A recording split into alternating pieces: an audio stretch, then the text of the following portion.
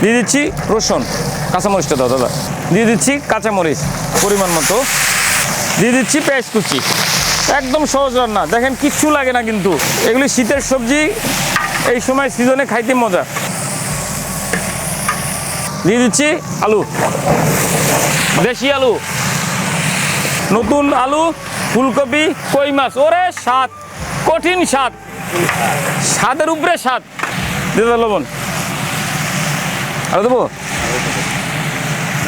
দিয়ে দিচ্ছি হলুদের গুঁড়া পরিমাণ মতো, হলুদের গুঁড়া আরো দেবো, দা দিলাম মরিচের গুঁড়া, আর লাগবে না। তরকারি মিষ্টি, হ্যাঁ মিষ্টি মিষ্টি খাক, এমনি ফুলকপি মিষ্টি তরকারি।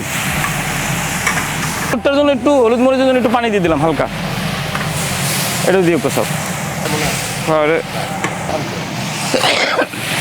দিয়ে দিচ্ছি ফুলকপি।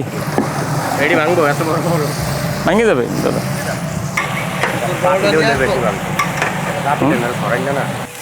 পুরোটা ডালকে দাও। আর ফুলকপি রান্না করতেছি, আরো লাগবে জল।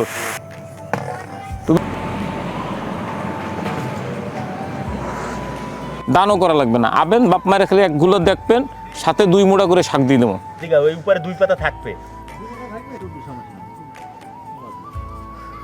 এখনো গাছ পাতা ছোট, বুঝছেন, কেবল লাগাইছি তো, ধোয়া দেবো, দিয়ে দেবো। দেখেন মেলা শাক, ধনে পাতা উঠাইলাম।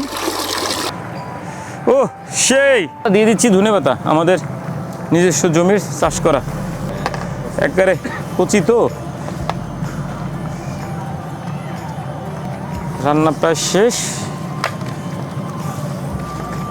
এনে ছোট বড় মিলে কত কত কই মাছ আছে, কয় পিস? 320 পিস আছে। যারা বড় সাইজ দেবো 1 পিস করে, ছোট সাইজ যারা পাবে আর 2 পিস করে।